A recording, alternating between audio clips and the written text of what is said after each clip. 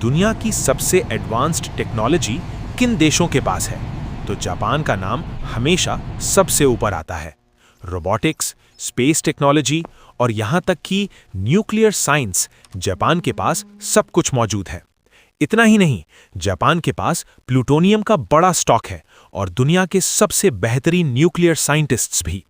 लेकिन एक अजीब बात है, इन सब के बावजूद जापान के पास आज भी एक भी न्यूक्लियर बॉम्ब नहीं है, जबकि दूसरी तरफ नॉर्थ कोरिया जैसे देश अपने न्यूक्लियर वेपन्स को दुनिया को दिखाकर धमकी देते रहते हैं। तो सवाल उठता है कि आखिर जापान न्यूक्लियर बॉम्ब क्यों नहीं रखता? इसका जवाब टेक्नोलॉजी में नहीं, इतिहास में छुपा है। वर्ल्ड वॉर 2 के दौरान हिरोशिमा और नागासाकी पर गिरे एटॉमिक बॉम्ब्स ने जापान को पूरी तरह बदल दिया। युद्ध खत्म हुआ, लेकिन इसके बाद जापान ने एक नया संविधान अपनाया।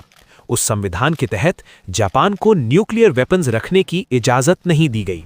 बदले में अमेरिका ने जापान को अपनी छत्र छाया के अंदर रखा, यानी जापान की सुरक्षा की जिम्मेदारी यूएस ने ली।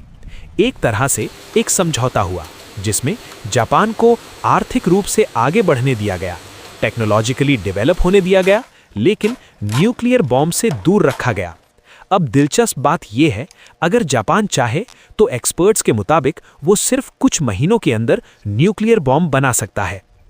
चाइना, नॉर्थ कोरिया और अमेरिका तीनों इस बात को अच्छी तरह जानते हैं। यही वजह है कि जापान की एडवांस्ड टेक्नोलॉजी ही उसका असली हथियार है, एक ऐसा हथियार जिसे चलाने की जरूरत ही नहीं पड़ती। और शायद इसी वजह से अमेरिका भी नहीं चाहता कि जापान न्यूक्लियर बॉम्ब बनाए, क्योंकि ऐसा हुआ तो इंडो पैसिफिक में पावर बैलेंस पूरी तरह बदल जाएगा। अब सवाल ये है कि अगर कल जापान को पूरी आज़ादी मिल जाए तो क्या वो न्यूक्लियर बॉम्ब बनाएगा? अपनी राय कमेंट में लिखिए और ऐसी ही वीडियो के लिए लाइक करें और चैनल को सब्सक्राइब जरूर करें।